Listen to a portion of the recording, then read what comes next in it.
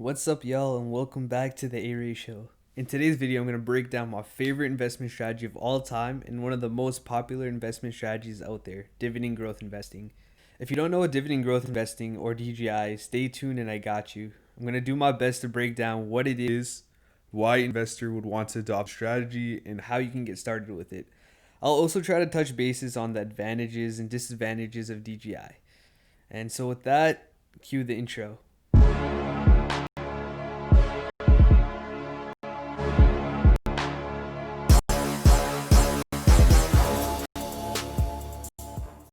So, before we get into what DGI is, we have to understand what a dividend is.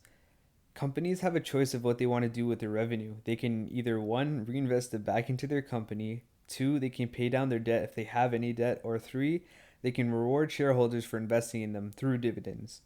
Dividends, in a way, are similar to a payout. A lot of people like to consider them like these dividends as like a small paycheck.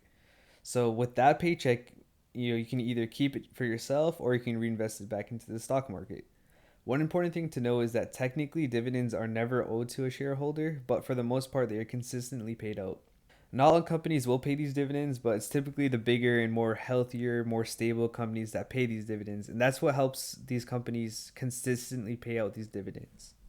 Now that we know what a dividend is, we can talk about dividend growth investing. So essentially, with a DGI investment strategy, you want to invest into companies that pay out these dividends. You're going to target dividend paying companies such as Apple, Johnson Johnson, Coca-Cola, just to name a few, and invest into them. The goal is to buy shares of these companies over time and build your portfolio and your positions. Most people use DGI as a long-term buy and hold strategy, and let me just break that down for you guys. So you're going to invest into these companies and buy shares, and that will allow you to generate cash flow through dividends. So the key word is cash flow. And with that cash flow, you want to reinvest those dividends back into these same companies. So it's going to turn into like a rinse and repeat cycle of you investing over and over until you reach your goal. Okay, so that's probably really hard to imagine and picture. So let me just show you guys this so I can help you guys picture a little bit better. So these are all the dividends that have been paid from October 1st to November 2nd. So as you can see, these are all the companies that I got paid. This is the value that I got paid. So honestly, my account is not the biggest account in the world. It's actually pretty small right now. But like I said, we're going to go through this journey. We're going to grow it together. But that's beside the point. So you can see I've got about $2 maybe. I'm just doing some quick math. Some quick maths. So with that $2, I'm gonna reinvest that back into the same companies that I have. And the reason why this is so important is because reinvesting your dividends accounts for a large portion of the money that you're gonna be making in the future. Let me just show you this graph to prove it. So you can see this person started with $10,000 and a 57-year time span.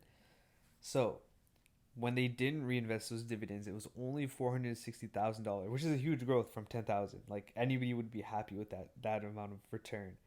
But when reinvesting those dividends, they were able to reach a $2.5 million figure, which is huge. You're literally like almost like 5 times the number just reinvesting those dividends. So those $2-3 that you could be making here and there, it may not seem like a lot, but reinvesting it and not keeping it for yourself will definitely help you out in the future. So one of the hardest things to do is to be able to figure out and try to predict what your account value will look like in 10, 20, or 30 years. It's pretty hard, right?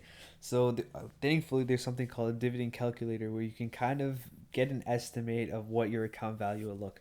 And if you guys want to do this with me, you can go on Google and type in dividend calculator. There's tons of websites out there that will help you with that. So for the purpose of this experiment, I guess you could say, I'm just going to be putting in my own numbers, but like I said, you guys can follow along with me and we can do this together and you can put in your own numbers. All right, so let's get into the calculations. All right, so we're going to have an investment type of portfolio. We're going to be in a taxable account, and then we're going to be putting in money monthly. And this part is very important. We're going to be having DRIP as a yes. So DRIP is basically dividend reinvesting. So we talked about how important that is to have that as a yes if you want to have more money, a lot more money. We're going to start off with $0 and we're going to put in an annual contribution of $10,000. And like I said, you can completely put in whatever works for you guys. $10,000 not chump change. It's a lot of money. It's roughly $200 per week. So if you have a stable paying job or you're really frugal, $200 per week is definitely doable. So we're going to put in $10,000 just for the purpose of this video. So we're going to go with a tax rate of 15%, and then we're going to go with an annual dividend yield of 2.5%. So my portfolio is currently yielding a 2.5% dividend yield, so that's what we're going to go with. I didn't really talk too much about a dividend yield, but what a dividend yield is it's the dividend to price ratio of a share. So basically how much of a dividend is paid out by a company compared to its share price. If that's confusing, feel free to leave a comment. I'll try to explain it a little bit better, or you can email me and I'll hit you up personally. And our expected annual dividend increase percentage per year is going to be 3%. According to Seeking Alpha, it's actually 5.4% on average per year. We're just going to go a little bit conservative for the purpose of this video. I don't want to go too crazy, but like I said, you guys can have fun and, do your own hypotheticals. And then again, the expected annual share price appreciation percentage per year on average is 5 to 6%, but we're going to go conservative and go with 3%. And then I'm going to stay in the market for 30 years. I'm going to keep investing and doing that whole drip, going over and over again, that whole cycle. And we're going to do that for 30 years. So right now I'm 22. So let's see what it would look like when I'm 52. All right. So let's see. So by the time I'm 52, after 30 years of investing, I'll have $914,000. That's a lot of money. That's basically $1 million. And keep in mind, this is very conservative. We'll be making annual dividend income of $57,000. That's insane. That's one of the biggest perks about dividend growth investing is this is all passive. I could literally keep, and another thing is super flexible. If I wanted, I can take out this basically $1 million and do whatever I want with that $1 million. I could go crazy, you know what I'm saying? Or I could keep that money invested and keep accruing that $57,000 per year. I wouldn't have to do anything. I can just keep taking it for myself, and I could live a very nice middle class life with that $57,000 and just keep it there. I mean, it will be taxed, so it's going to be a little bit lower, maybe 47,000, 48,000, but that's enough to live a middle class lifestyle. So why should you get into dividend growth investing? Well, for me, my number one reason is, well, you can set yourself up for a flexible future. You can set up a strategy that can help you retire early, or you can create generational wealth. You can set up your kids' future, or you can set up their kids' future. On top of all of that, it's very stress free because you're never selling and you're always buying. I had one video where I talked about my top 5 pieces of advice, and one of them was time in the market beats timing the market. And that's going to be a cliche that you're going to hear all the time, but honestly, it's true. If you're never selling, you're always buying, and you're just going to be benefiting from that in the long run. There's also a movement called SWAN, like the animal. So it stands for sleep well at night. And you can completely sleep well at night knowing that your stocks that you chose are going to be outperforming the S&P 500. So if you take a look at this graph, you can see that the S&P 500 dividend aristocrats outperform the S&P 500. And the S&P 500 performs very well. So if you're outperforming an already very well performing index, you're doing really good. And one thing that this chart doesn't show you is that you're also reinvesting those dividends. So this margin is going to be a lot bigger than what you see.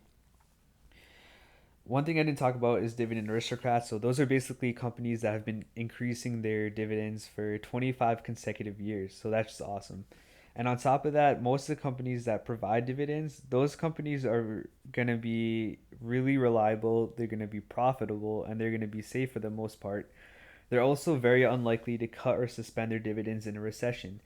Um, if you think about it, during the whole pandemic or during the 2008 recession, these companies didn't cut their dividends. In fact, a lot of them have consistently been growing them. So that's what these aristocrats are. So if you choose the right companies, and I'll talk a little bit about that in the next part, but if you choose the right companies, you can set yourself up for a reliable income that's always going to be there for you. So lastly, how you can get into dividend growth investing. Well, the first thing you're going to need is a good brokerage account, and I highly, highly recommend M1 Finance. You can use my link below in the description, and you get like $10. You feel me? But okay, all jokes aside and plugs aside, M1 Finance is super easy to use and is great for DGI. I honestly think it's made specifically just for dividend growth investing. It uses this whole pie metric to help you allocate which stocks you want and at what target percentage you'd like. So you can split it up however you like. For example, you can see I split mine into sectors. So we've got the tech, industrials, consumer indexes, things like that. Or you can split it up into like risk tolerance. For example, you have very high allocation for less risky stocks and safe stocks, and very low for very risky stocks. That's just an example, and I'll totally make a future video tutorial on that in the future. The next thing you need is to make a strategy that would work for you. For example, if you're younger, you'd want to go with companies that are likely to grow over time and that aren't matured. If you're younger, you want to go towards Apple and Microsoft as opposed to matured companies like Coca-Cola or AT&T. Like if you're younger, you want companies to grow with you, as opposed to if you're older, you want stable companies that will pay you out higher. There's a lot more detail and explanation that goes with picking your strategy. I'd have to make like a whole video on that, and I totally will over time. This is probably like my fourth or fifth video, so stay tuned and I'll do whatever I can. Like I said, you guys can email me or comment me, and I'll totally try my best to help you guys. So, the hardest part about dividend growth investing is the amount of time it takes for your research to figure out what type of stocks are good for you and what type of strategy you want to go with. And that's good news, because that's the hardest part. Once you pick out these strategies in companies that you want to invest into, you're basically done. After that, it's all passive. You really don't have to do anything except for put the money in and watch your companies and dividends grow over time.